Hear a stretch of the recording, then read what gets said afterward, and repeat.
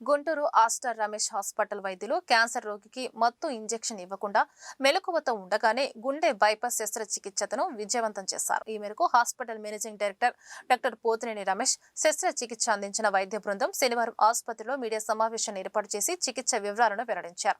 64 సంవత్సరాల వృద్ధుడు గతంలో ఊపిరితిత్తే క్యాన్సర్ తో బాధపడుతూ కియోథెరపీ చికిత్స పొందారని, ఆ సమయంలో ఊపిరితిత్తుల పనితీరు దెబ్బతిందని గుర్తు చేశారు. అయితే సాధారణ మత్తుతో బైపాస్ సర్జరీ కష్టాంతరం అవడంతో మెలకువగా ఉండగా బైపాస్ శస్త్రచికిత్స చేయడం జరిగిందన్నారు.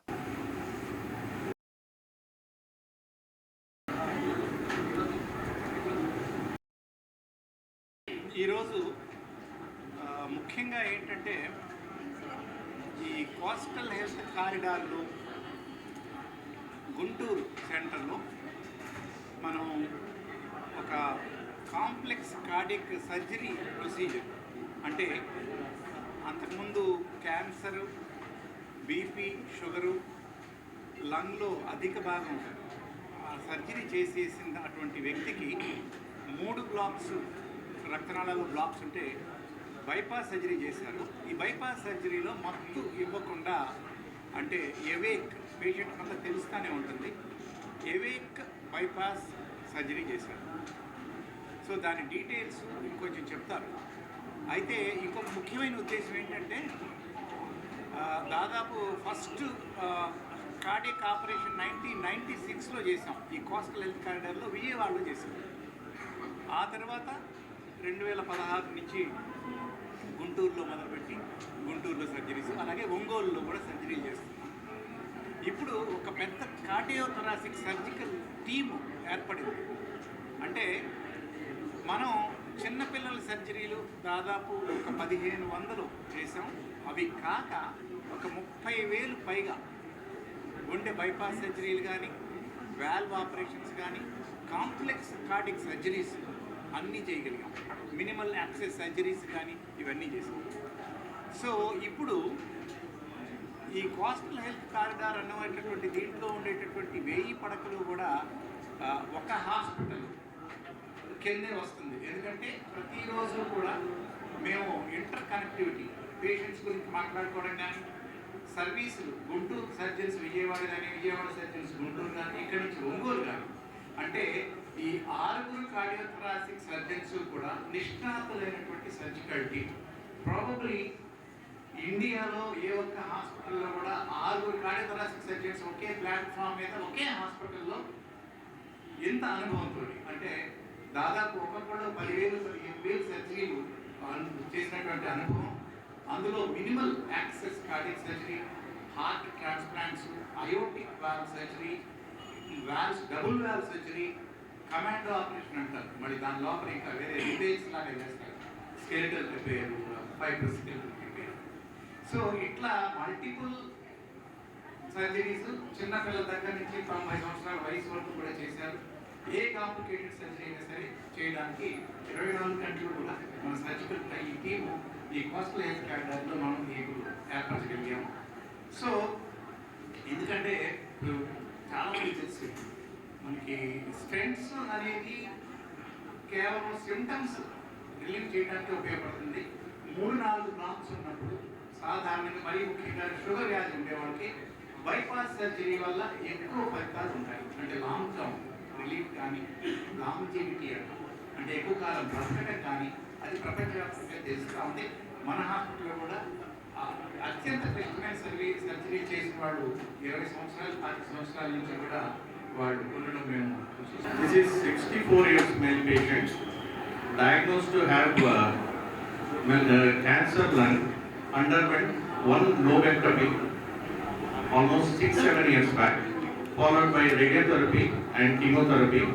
He is having diabetes and hypertension, and since he has got a chest pain, he underwent angiogram which shows all the 3 vessels there is a critical block.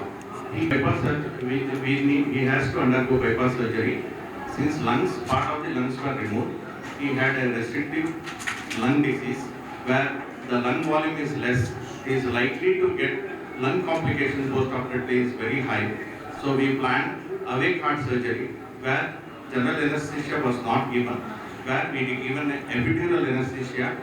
With that, we make the chest numb and with that we operated and did the bypass surgery with the 3 grafts. All the 3 vessels were bypassed on a beating heart without giving a general anesthesia. Complication ఉండటం వల్ల ఏంటంటే మనం general anaesthesia ఇచ్చే పరిస్థితి లేదన్నమాట. So ఇవ్వలేము కాబట్టి ఆయన్ని జనరల్ అనెస్థీషియా ఇవ్వకుండా ఎపిడ్యూరల్ అనెస్థీషియాతో ఆయన అంతా తెలుస్తూనే మనం సర్జరీ పర్ఫామ్ చేసాము. 3 గ్రాఫ్ట్ చేసాము. సో అది చెప్తున్నాను. This is his third post-op day, operated 2 days before. Patient is doing well, is walking around. Today will be shifted to ward. He'll be discharged tomorrow or day after tomorrow. No complications, no problems. He is doing very well.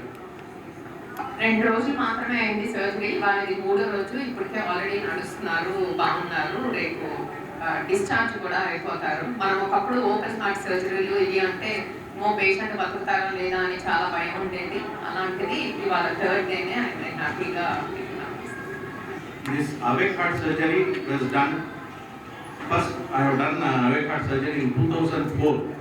That's the first awake heart surgery in India for a congenital heart disease, which is done in some other state in Tamil Nadu.